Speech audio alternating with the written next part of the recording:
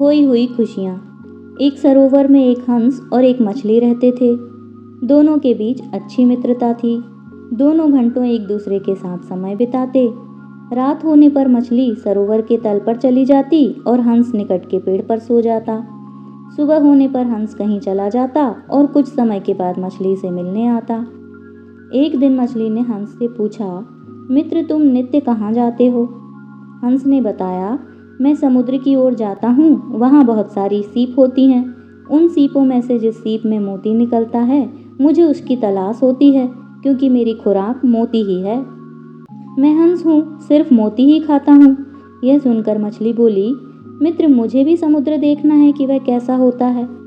मछली की उत्कट अभिलाषा देखकर हंस ने कहा, यहाँ से थोड़ी दूर एक नदी है।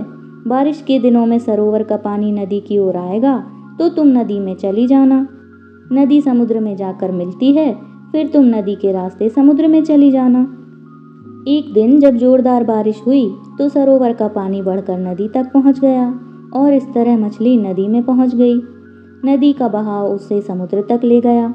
मछली ने समुद्र में देखा कि वहां पर लाखों मछलियां और कई अन्य खतरनाक जीव हैं। वहां उसका कोई मित्र नहीं था।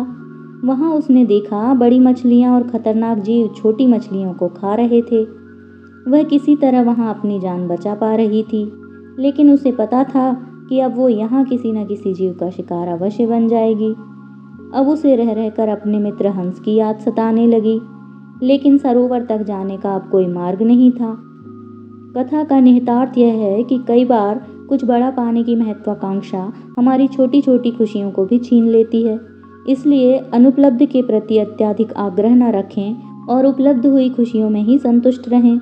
अगर आपको जीवन में तरक्की के रास्ते पर जाना है तो सोच समझकर सही पथ का चुनाव करें और एक एक सीढ़ी चढ़ें। छलांग लगाने की ना सोचें। कहानी पसंद आई तो इस वीडियो को लाइक और शेयर ज़रूर करें। साथ में चैनल को सब्सक्राइब भी कर लें।